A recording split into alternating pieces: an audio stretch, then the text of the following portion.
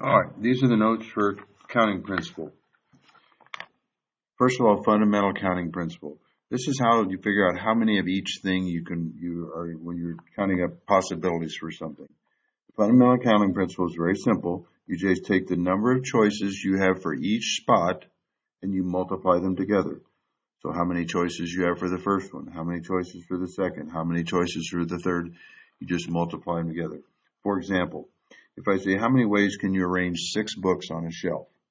Well, let's go spot by spot. In the first spot, how many books can go in there? Well, you have 6 to choose from. So you have 6 different books you can put in that first spot. So you put a book in that spot. Now for the second spot, how many books do you have left to put in that spot? Well, you have 5. So now we put 2 books on the shelf. How many do we have for the third spot? Well, we have 4 books left. For the fourth spot, we have 3 left. We have 2 left. We have 1. Fundamental counting principle says how many ways you can do those books, you multiply all those together. So if we multiply all that together, we get 720.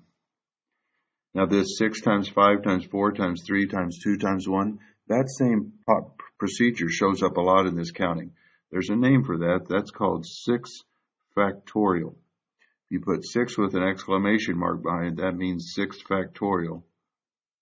And that means 6 times 5 times 4 times 3 times 2 times 1. That's what that means. Now another way to do the same thing is with a tree diagram. The nice thing about a tree diagram is it kind of lets you see what your possibilities are. So a tree diagram, like let's say this morning you got up and your mother laid out for you possibilities for your outfit.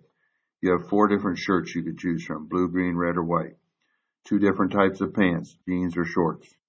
3 types of shoes, tennis shoes, flip-flops, or sandals. So what you do is you want to see what the possibilities are. We have 4 different shirts. So here's the start. We could have a blue shirt. We could have a green shirt. We could have a red shirt. We could have a white shirt. Now, shoes. Well, under each one of those, we could either choose jeans or shorts. Jeans or shorts. Jeans or shorts. Jeans or shorts. Underneath those, we have 3 types of shoes. So here we could have tennis shoes, flip-flops, sandals. Tennis shoes, flip-flops, sandals. Go through and do those same 3. These are called branches. That's why it's called a tree diagram. I'm getting kind of tight here. Always happens to me. Run out of room.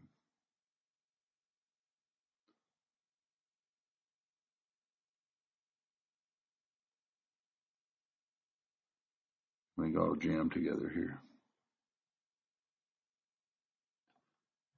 Now, if you count the ends of the branches, if we count here, you will get, well, I'm sorry, let's go back a step. If we use the fundamental counting principle here, we'd say, okay, we have 4 shirts times 2 pants times 3 shoes. 4 times 2 is 8 times 3. That's 24 possible outfits we could have. Well, if you count the ends of these branches, then these add up to 24. The nice thing about tree diagram is you could look and say, okay, this is a blue shirt and shorts and flip-flops.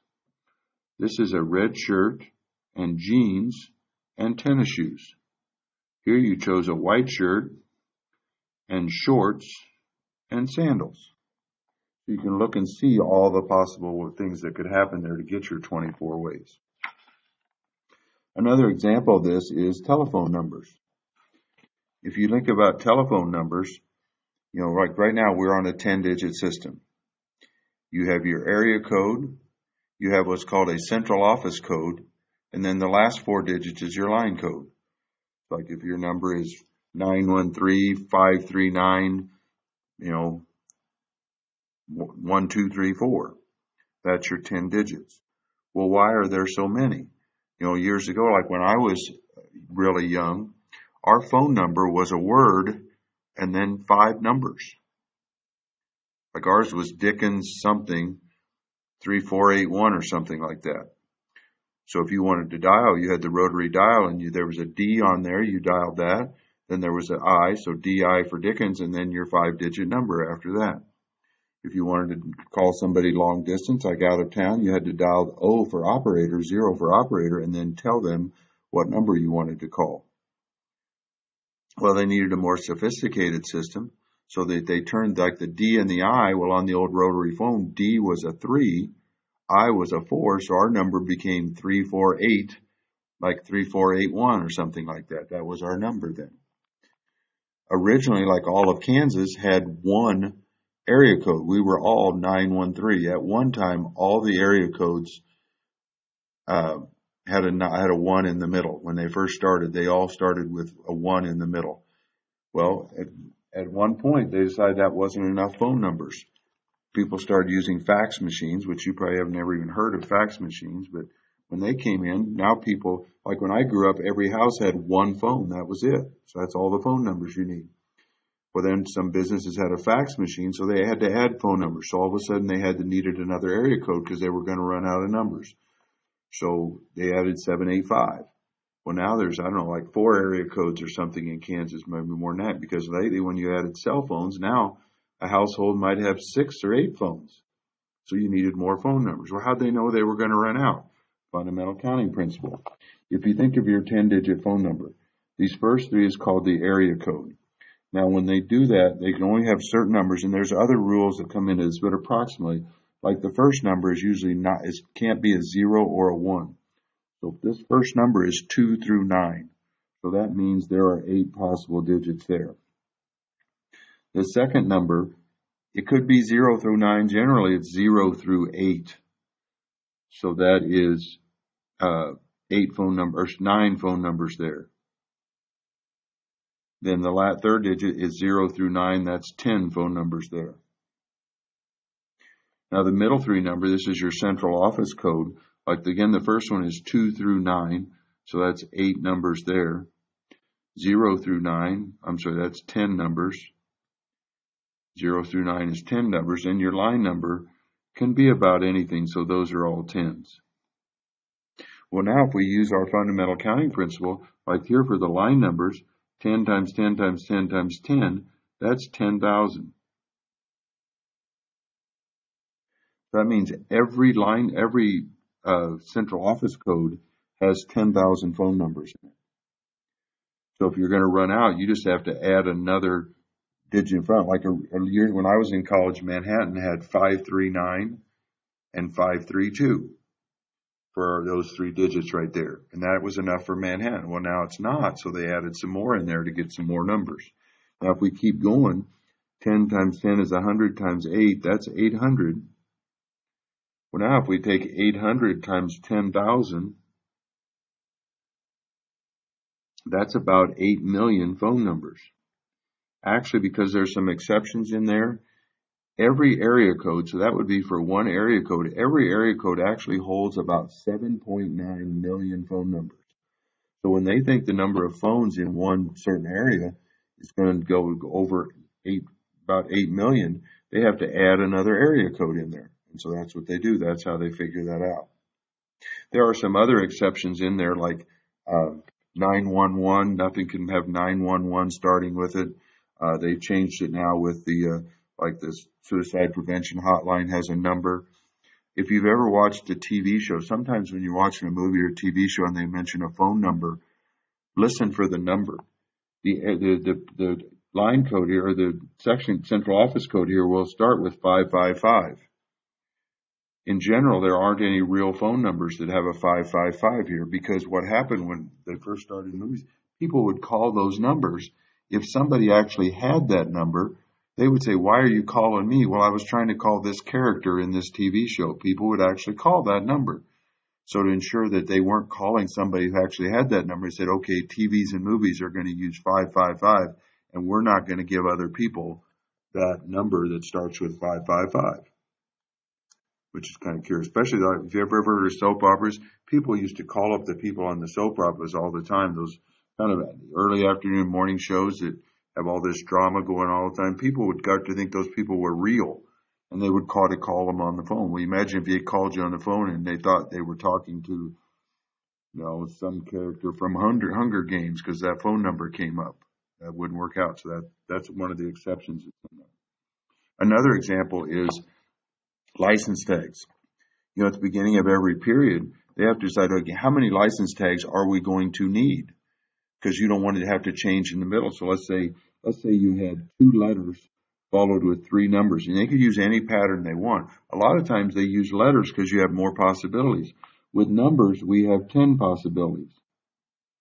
Well, with letters of the alphabet, you have 26 possibilities.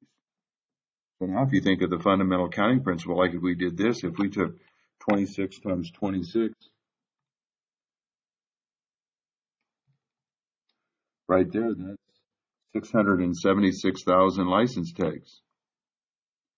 So if you were sure that you wouldn't need more license tags than that, that would be a good system to use on your vehicle. Now they'd have to predict ahead of time, especially now they used to get new license tags every year. Now you keep it for like 5 years or something. Well, they have to make sure they have enough, because if you've decided to go with this system and all of a sudden you're going to run out of numbers, now what do you do? So they have to decide ahead of time how many are going to be, but they use the fundamental counting principle. Now, adding on to that, when you're looking at counting things, there's 2 distinctions to make, whether something is a permutation or a combination. In a permutation, the order is important. So if I pick Fred, Jay, and Sally, that's different than Jay, Sally, and Fred, because those are the same 3 people, but they're in a different order. So the order is important. It's a permutation. The symbol for permutation is NPR. N stands for the total number you have to choose from. R is how many you're going to choose at a time. So if I want to take the people in a class, N would be how many people are in the class. R would be how many of those people I'm going to pick. The formula for that is N factorial. We mentioned factorial up above. That's the number times, like if that was 5, it'd be 5 times 4 times 3 times 2 times 1, etc. Then on the bottom, you take N minus R factorial. To me, I use this example all the time. It works like, let's say from this class, I wanted to pick 3 class officers, and then we were 20 people in the class. Now, if there are class officers, is that a permutation or a combination?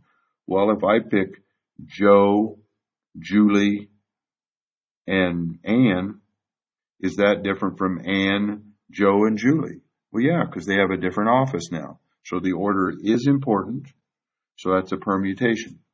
So if we set that up, that'd be N is 20, P for permutation, and R is we're taking 3 at a time. So that's 20P3. So on our calculator, or on our setup, that's going to be 20 factorial over 20 minus 3 factorial. So that's 17 factorial. Now you can do this on your calculator. If you go on your calculator and go under math and go clear to the right where it says PRB, that stands for probability. Whoops. Sorry. You can see here, number 4 there's your exclamation point. That's your factorial right there. So I could do this on the calculator. There's actually, if you notice, there's NPR and NCR there also. You can use those as well to do that. What you do on those is you hit the number N first, then they'll go to math probability and hit like NPR, and then press whatever your R is, and it'll do it for you. I'm going to do this by hand just to show you how you can do this by hand, because sometimes with bigger numbers you might have to. If we start breaking down 20 factorial, so that's 20 times 19 times 18 times 17. Well, I don't feel like writing those all out, so I'm going to put my factorial back here, because that's the same thing, 20, and I'm just going to keep going down. Well, on the bottom, I had a 17 factorial. Well, now I could divide top and bottom by 17 factorial. All I'm left with is 20 times 19 times 18. So I can take 20 times 19 times 18, 6,840. So there's 6,840 ways that you could choose a president, a vice president, a secretary from a class of 20. Now, sometimes the order is not important. For example, instead of picking 3 class officers, what if we're going to pick 3 class representatives, like 3 people to be in student council? Well, does it matter if I pick, Joe, Ann, and Julie, or Julie, Ann, and Joe? They're all 3 reps, so they're all the same thing. So the order is not important. If that's the case, it's called a combination, so NCR. Notice the formula looks very similar. The only difference is they add an r factorial to the bottom here. So if we were doing the same thing, we're taking 3 class reps from a class of 20, that'd be a 20C3. So using that equation, that's 20 factorial on the top. On the bottom, n minus r is 17 factorial times r, which is 3 factorial. Again, you could do that on your calculator, or we could say 20 times 19 times 18 times 17 factorial. Here I have 17 factorial, and 3 factorial is 3 times 2 times 1. So I could still divide top and bottom by 17 factorial. Now I could divide by 3. 3 goes into 18 6 times. 2 goes into 20 10 times. So I'm left with 10 times 19 times 6. So if I take 10 times 19 times 6, I get 1140. So there's 1140 combinations of 3 from a class of 20. Notice the number of permutations was much higher than the number of combinations, which is how it works. If you think about it, like here, if I just take one set, you can do 3 people 6 different ways, 3 times 2 times 1. With a combination, that only counts as 1. So the permutation, if using the same n and r, the permutation should always be more than the combination. One other thing along with that is called distinguishable permutations. Here, it's like if I gave you the word Manhattan and said, I want you to take the letters in Manhattan and rearrange them as many ways as you can come up with. Well, let's say I rearrange them and I get this.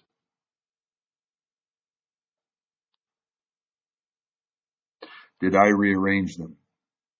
You might say no, it still says Manhattan, but I did. I took this A right here and I moved it right here. Well, could you tell the difference if I just switch the A's around? No. That's why it's called a distinguishable permutation. Can you tell the difference?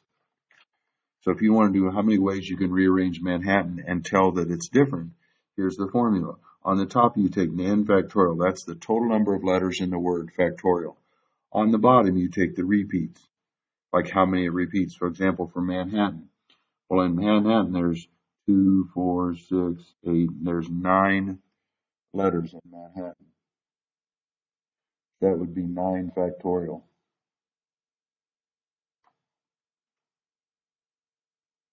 On the bottom, the repeats. Well, we have 1, 2, 3 A's, so I'm going to put a 3 factorial on the bottom.